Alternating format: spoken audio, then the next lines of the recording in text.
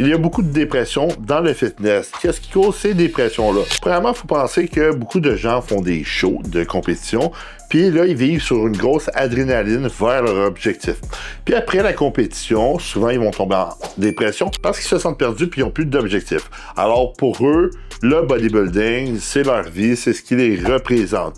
Ça se peut qu'ils compétitionnent dans un an, mais c'est trop loin, alors ils sont tout perdus, puis ils font des dépressions. J'ai vu ça souvent.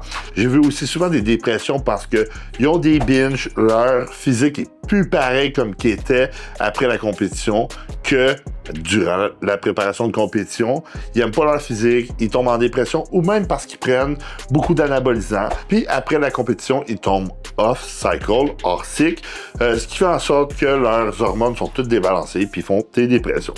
Ça, c'est certaines causes de dépression. Il y en a aussi que c'est parce qu'ils font trop de volume d'entraînement, ils s'entraînent trop longtemps, trop de volume, trop dur, manque de récupération.